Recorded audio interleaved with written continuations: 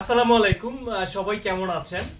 আমার হাতে যে জিনিসটা এখন এই মুহূর্তে দেখতে পাচ্ছেন, তো যদি এই জিনিসটা আপনারা চিনে থাকেন অবশ্যই একটু কমেন্টে জানাবেন। তবে আমি এখন যে জেলা রয়েছি দ্বীপ জেলার ভোলাতে, এটার নাম কি সেটাও আপনাদেরকে বলবো। যদি ভোলার সন্তান হয়ে আপনারা এই জিনিসটি চিনে থাকেন অবশ্যই কমেন্টে জানাতে পারেন।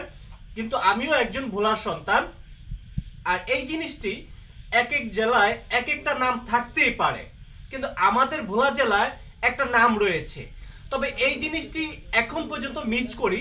তবে আজকে এক বড় ভাইয়ের বাসায় এসে আমি যেটা দেখে রীতিমতো অবাক হলাম। দেখুন, আমরা এগুলো মনে হচ্ছে যে হারিয়ে ফেলছি 90 দশকের। অর্থাৎ হচ্ছে আমি যখন ছোট ছিলাম তখনও কিন্তু আমাদের বাসায় এগুলো দেখতে পাইতাম, কিন্তু তখন কারেন্ট ছিল না, বিদ্যুৎ খুবই কম ছিল। যদিও এখন বর্তমানে সব জায়গায় বিদ্যুৎ রয়েছে, বিভিন্ন চর অঞ্চলে কিন্তু বিদ্যুৎ চলে গেছে অলমোস্ট। সো হচ্ছে আমাদের ভোলা জেলায় এটার নাম বলা হয় দেরুকা। তো অনেকে হাসতে পারেন যে ভাই আবার দেরুকা কি?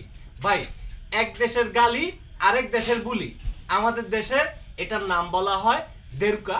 আপনাদের জেলায় অন্য অন্য নাম থাকতেই পারে, এটা স্বাভাবিক।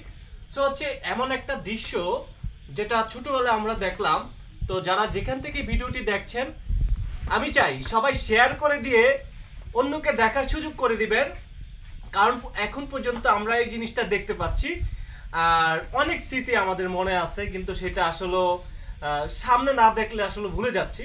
কারণ অনেক সময় আমরা যখন ফেসবুক চালাইতে যে দেখে থাকি, কিন্তু হয়তো বা আপনিও দেখে থাকেন, কিন্তু এই স্মৃতিটা আজকে আমি আপনাদেরকে ভিডিও করে হচ্ছে দেখানোর চেষ্টা করি। দেখেন, আমি যে হাতে নিয়েছি না, দেখতে পাচ্ছেন এটা কিন্তু অনেক ওয়েট। না হলেও 2 কেজি ওজন হবে। তো এমন একটা দৃশ্য, এটা কি গাছের আমার আসলে জানা নাই। মঞ্জুর ভাই, ভাই এটা কি গাছের?